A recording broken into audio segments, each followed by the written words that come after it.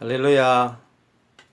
Jesus Servant Church 말씀 강해 제2강입니다. 제2강은 요리문답 첫째 날의 뒷부분입니다.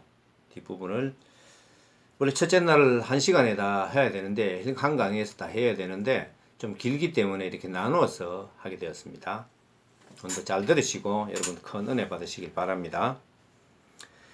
뒷부분 오늘 주제는 위로의 기독론적인 삼위일체라는 내용입니다. 위로의 기독론적인 삼위일체.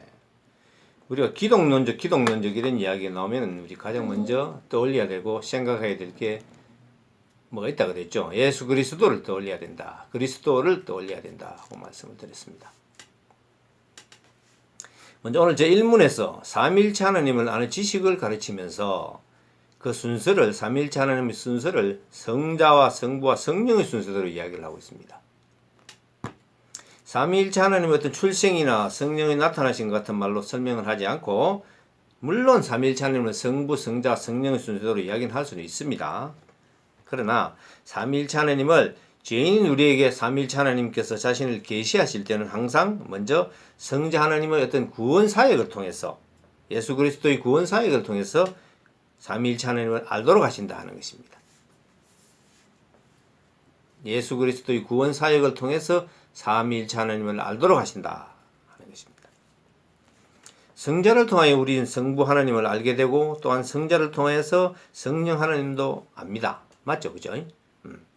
그래서 우리는 예배 끝에 우리 주 예수 그리스도의 은혜와 하나님 아버지의 사랑과 성령의 교통하심을 들어서 삼위일체 하나님의 복을 선언합니다.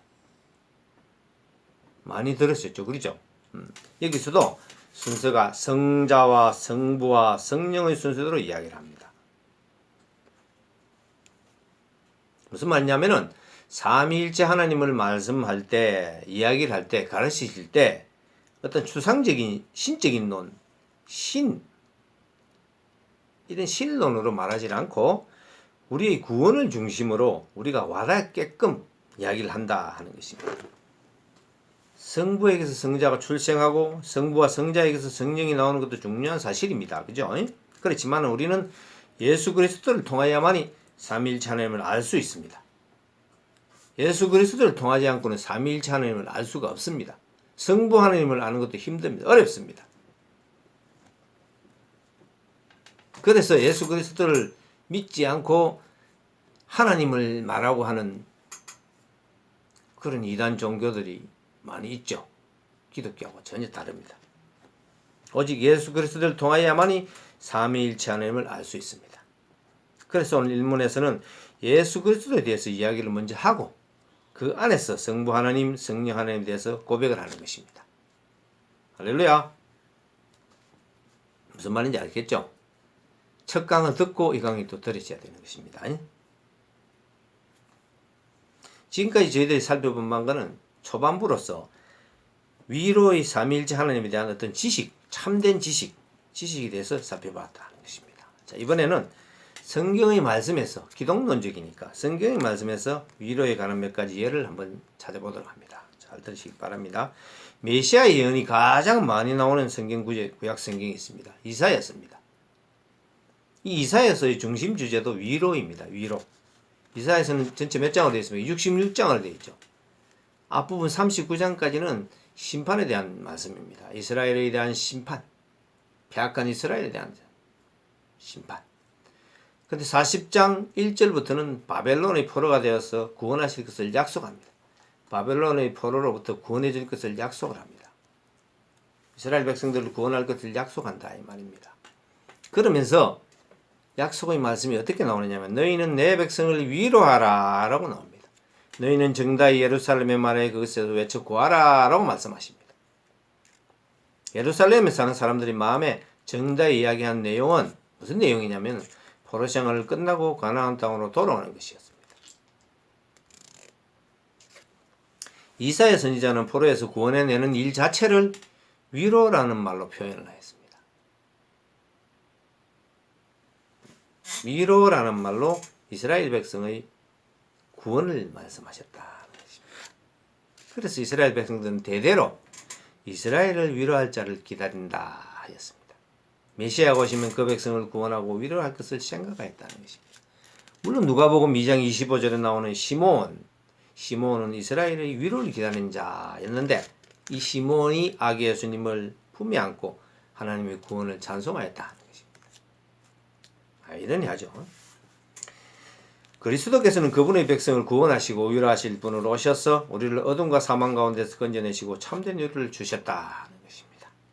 하나님의 아들이 나타나신 것은 마귀를 멸하심이라는 요한일서 3장 8절 말씀처럼 그리스도께서는 마귀를 멸하시고 우리를 마귀의 모든 세력으로부터 구원하셨습니다. 우리를 죄의 종이 된 데서 해방하셨습니다. 종은 주인의 말을 제대로 하는 것처럼 죄의 종은 죄를 주인으로 모시기 때문에 제가 시키는 대로 해야 합니다. 이는 마치 마약 중독자가 마약을 끊으려고 하지만 중독성 때문에 마약을 끊지 못하고 마약 기운에 취하여 행동하는 것과 똑같습니다. 죄는 우리 마음과 상관이 없이 우리에게 명령하고 우리를 끌고 갑니다.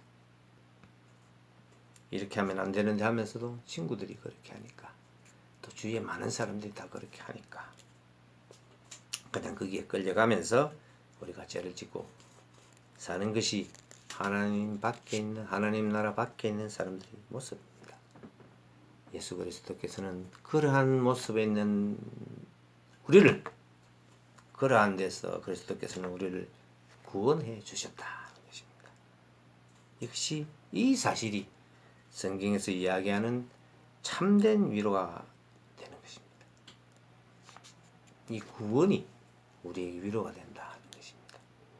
이해가십니까? 또 성령 하나님께서도 우리에게 위로를 주시는 보혜사시다.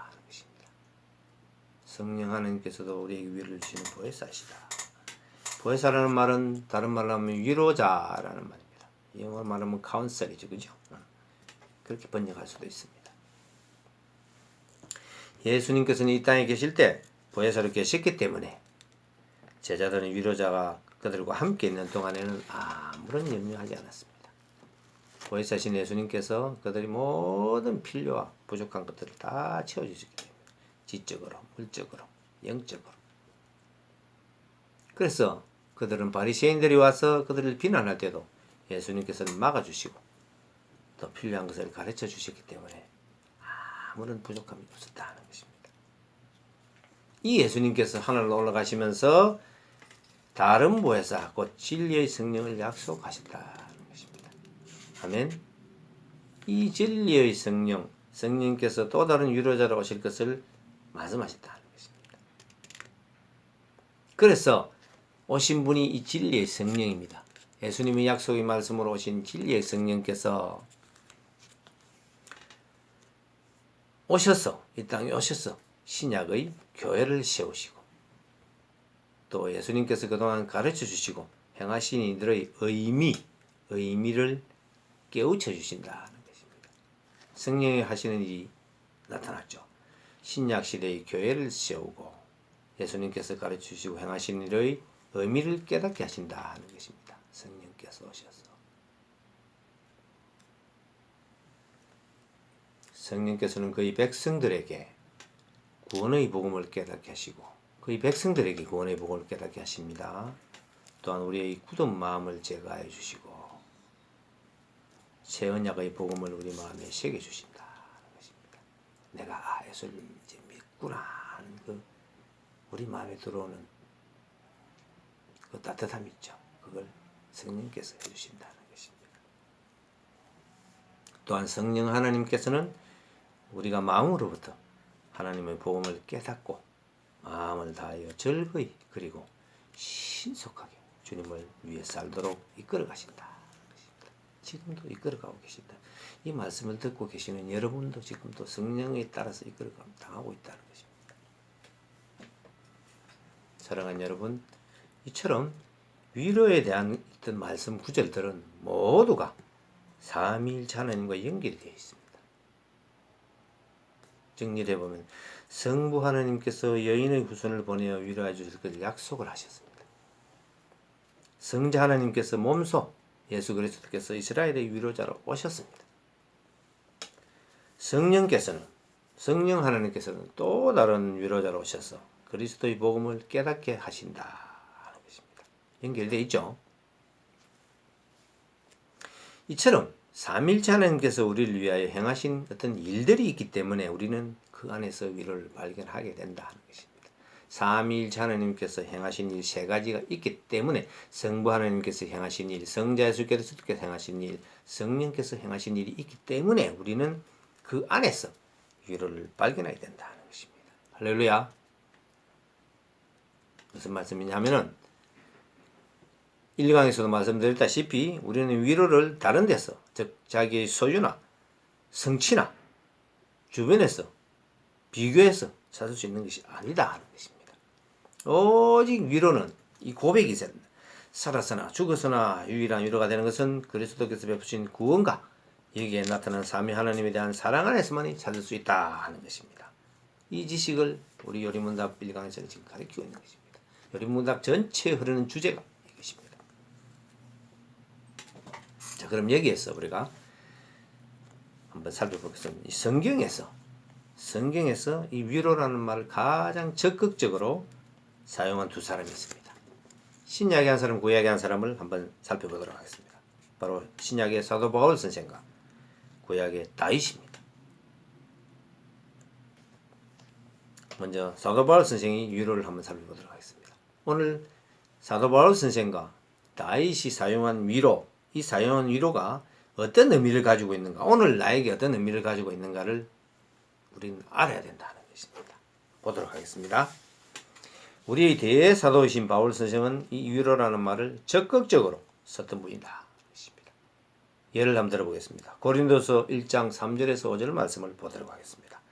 사도 바울은 하나님을 위로의 하나님이라고 부르면서 이렇게 이야기하고 있습니다. 찬송하리로다. 그는 우리 주 예수 그리스도의 하나님이시요 자비의 아버지시요 모든 위로의 하나님이시며 우리의 모든 환난 중에서 우리를 위로하사 우리로 하여금 하나님께 받은 위로로서 모든 환난 중에 있는 자들을 능히 위로하게 하시는 이시로다. 그리스도의 고난이 우리에게 넘친 것 같이 우리가 받는 위로도 그리스도로 말미암아 넘치는도다. 아멘. 무슨 말을 하고 있습니까? 사도 바울 선생은 지금 자기 자신에게 하나님의 위로가 필요하다고 생각하고 있는 것입니다. 그렇기 때문에 하나님을 뭐라고 이야기했습니까? 자비의 아버지시요 모든 위로의 하나님이라고 불렀던 것입니다. 아버지, 자비로우신 아버지, 위로의 하나님, 동격입니다. 우리 자녀에게 아버지의 돌봄이 필요하듯이 나도 하나님의 자비가 필요한 사람이다 하고 고백하면서 이거를 쓰는 것입니다. 나는 사도이고 다른 사도보다 더 많은 계시를 받았고 더 일도 많이 했다, 이런 의식을 가지고 쓴 건 전혀 아닙니다. 사도 바울은 다른 사람과 비교하는 것은 조금도 없었습니다.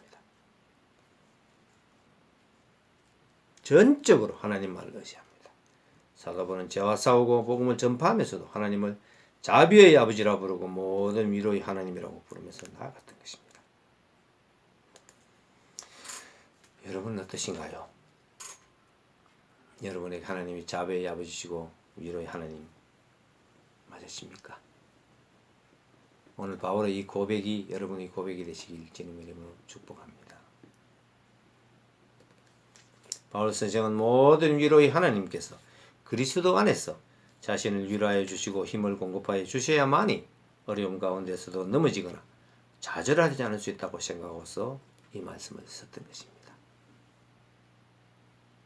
하나님의 위로가 여러분에게 넘치길 주님의 이름으로 축복합니다. 사랑하는 여러분, 복음은 이론이 아닙니다. 복음은 모든 믿는 자에게 구원을 주시는 하나님의 능력이신 것입니다. 내 의지와는 상관없습니다. 하나님의 능력이 임하시면 여러분은 하나님의 복음을 받아들입니다. 그 복음을 사도가 먼저 그 능력을 맛보았다는 것입니다. 사도 바울은 자기의 죄를 깊이 깨달으면서 여기에서 받는 위로로서 복음 전파의 사명을 수행했던 것입니다. 위로로서 복음 전파의 사명을 수행했다. 의미가 있는 말이죠. 그죠? 하나님이 위로가 없으면 복음 전파의 사역은 우리가 말하는 나는 큰 능력을 받았어, 나는 은사가 있었어, 복음 전파의 사역을 더 잘한다, 그렇게 말할 수는 없습니다. 하나님의 위로가 있어야만이 바울 선생도 위로를 받았으면서 복음 전파의 사명을 수행했던 거 아닙니까? 우리는 하나님 위로가 있어야만이 복음 전파도 할 수 있고 하나님 은혜도 할 수 있다 하는 것입니다. 또 힘든 순간도 견딜 수 있다 하는 것입니다. 어려운 순간도 이겨나간다 하는 것입니다.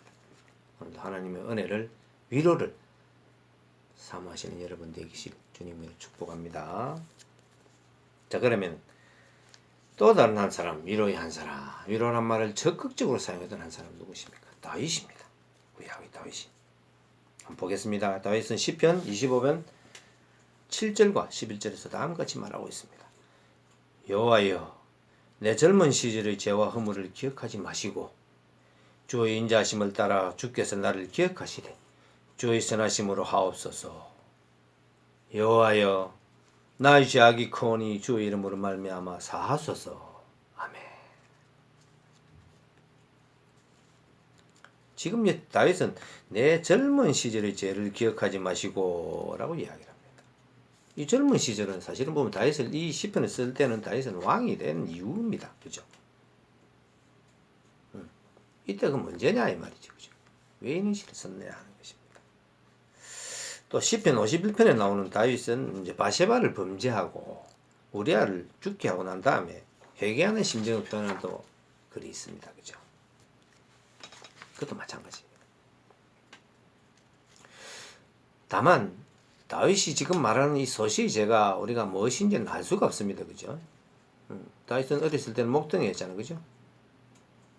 하나님과 동행하면서 목동하고. 근데 죄를 지었을까? 범할 시간이 있었을까? 성경에 기록이 안 돼 있죠. 그죠?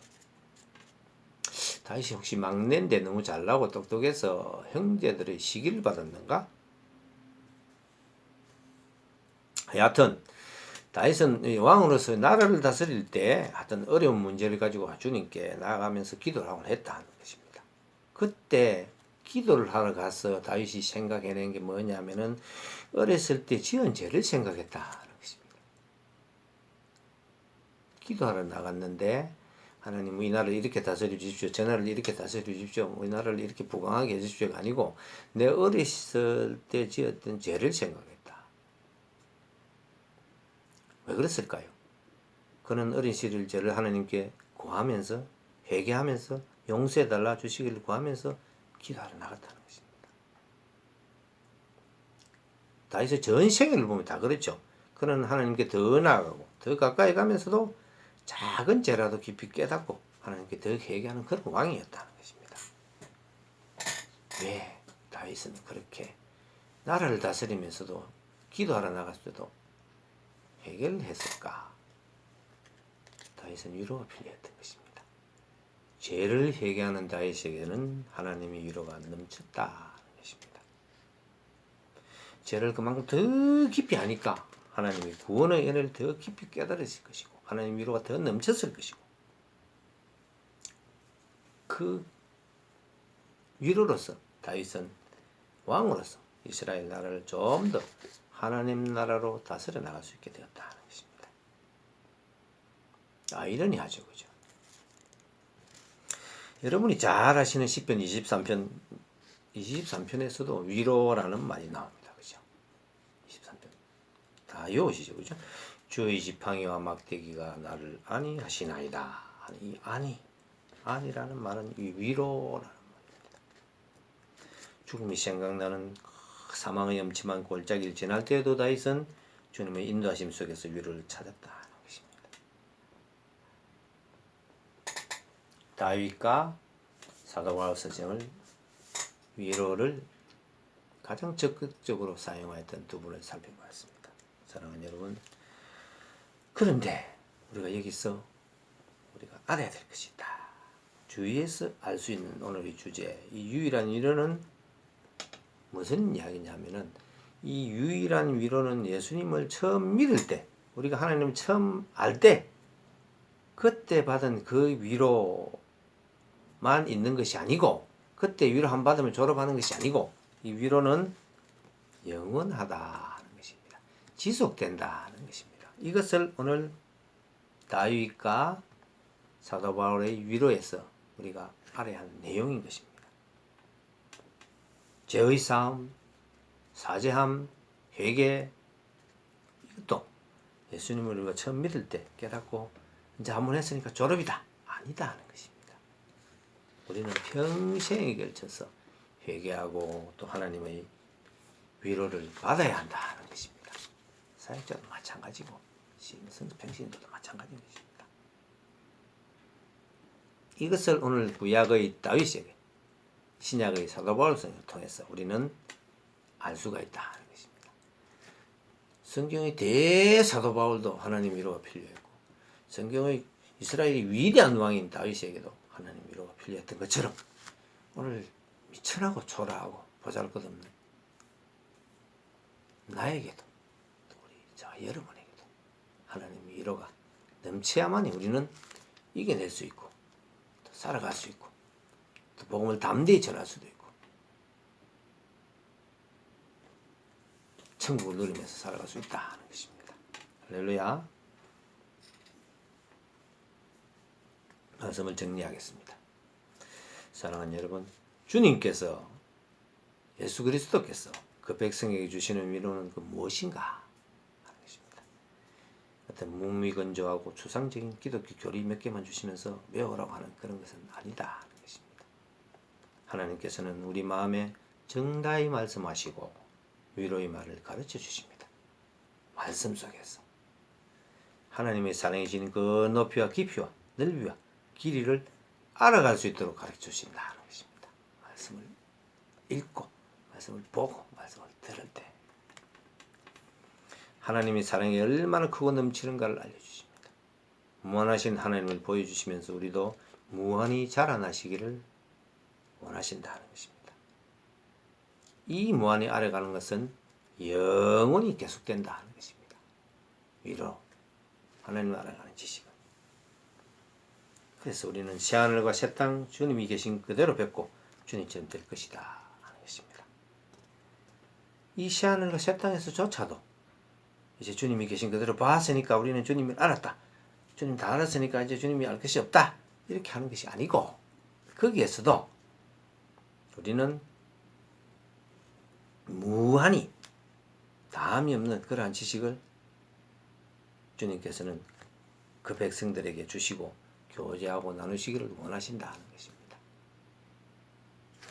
살아서 뿐만 아니라 죽었어도 새하늘과 새 땅에서도 주님은 우리와 교제 나누기를 원하신다는 것입니다. 이러한 사실처럼 살아서나 죽은수로 영원토록 우리에게 위로를 주시는 것은 없다는 것입니다. 이해가십니까? 이것 외에는 다른 위로는 없다 하는 것입니다. 이것이 위로의 유일한 위로요 전부인 것입니다. 이 유일한 위로는 우리 모든 위로인 것입니다. 이 세상에서 하나밖에 없는 위로이기 때문에 그것은 곧 위로의 전부이다 하는 것입니다. 다른 말로 표현하면은 유일한 위로는 전체 위로다 하는 것입니다. 아멘. 유일한 위로가 전체 위로다 하는 것입니다. 사랑하는 여러분, 오늘도 이 복음을 유일한 위로로 삼고 우리의 위로의 전부로 삶에서 이 땅에서도 날마다 주님의 위로 가운데서 여러분 평강을 누리면서 축복 속에서 살아가는 저와 여러분이 되시길 주님의 이름으로 축복합니다. 할렐루야. 다음 시간에 뵙겠습니다.